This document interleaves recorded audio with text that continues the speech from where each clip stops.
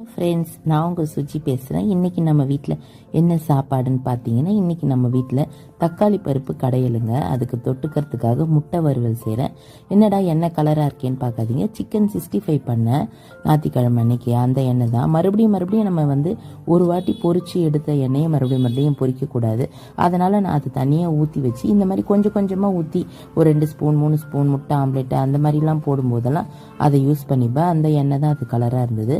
அதில் நம்ம தேவையான அளவு மஞ்சத்தூள், மிளகாத்தூள், உப்பு, மிளகுத்தூள் எல்லாமே போட்டு வேக வச்சு கட் பண்ணி வச்சிருக்கிற இந்த முட்டையை நல்லா நம்ம அதில் படுறாபடி போட்டுடலாம். ஃபஸ்ட்டு எடுத்தவொடனே நம்ம அப்படியே படப்படன்னு கொட்டிடக்கூடாது. முட்டை வறுக்கும்போது அதை ஃபஸ்ட்டு பின்பக்கம் இருக்கிற மாதிரி போடாமல் இதோட முன்பக்கம், அதாவது எல்லோ இருக்குது இல்லையா, அந்த பக்கத்தை நம்ம ஃபஸ்ட்டு ஹீட்டில் போட்டோம்னா அதோட மசாலாலாம் நல்லா நமக்கு அதில் ஒட்டி கொடுக்கும்.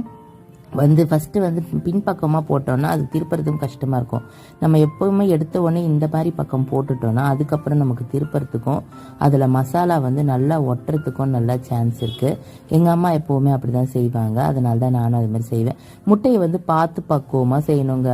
ஆமாங்க, பிக் பாஸில் தராங்க பார்த்தீங்களா, அந்த போட்டிலாம் போடுறாங்க பாருங்கள், அதில் எப்படி பார்த்து அவங்க செய்கிறாங்களோ அந்த மாதிரி நம்மளும் முட்டையில் மஞ்சள் எப்படி வெளியே வரக்கூடாதுன்னு பார்த்து தாங்க திருப்பணும்.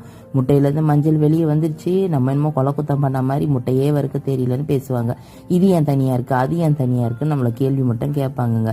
அதுக்காகவே இந்த முட்டை வறுக்கும்போது கொஞ்சம் பார்த்து இந்த மாதிரி நல்லா குழியாக இருக்கிற கடாயாக, அதுவும் நல்லா கொஞ்சம் வெயிட்டாக இருக்கிற கடாயாக போட்டுக்கோங்க. அப்போ தான் சீக்கிரமாக நமக்கு தீஞ்சிலாம் போகாது, நமக்கு கருகி போகாது சொல்லுவாங்க இல்லையா. அதுதான் கொஞ்சம் லோ ஃப்ளேமில் வச்சுக்கோங்க. நான் லோ ஃப்ளேமில் வச்சே பாருங்கள், நல்லா எண்ணெய் சூடாக இருந்ததுனால நல்லா செவசவன்னு இருந்தது. கொஞ்சம் வாசனைக்காக நான் நல்லா கருவேப்பிலையை கழுவி போட்டுக்கிட்டேங்க. கருவேப்பிலை போட்டுட்டு நம்ம கொஞ்சம் அப்படியே திருப்பி விட்டுடலாம். ஒரு 2 நிமிஷம் 3 நிமிஷம் நம்ம அந்த பக்கமாகவே வச்சு நம்ம சூடு ஏற்றிட்டோன்னா அதுக்கப்புறம் நம்ம திருப்பும்போது சீக்கிரமாக அந்த மஞ்சள் வெளியே வராது.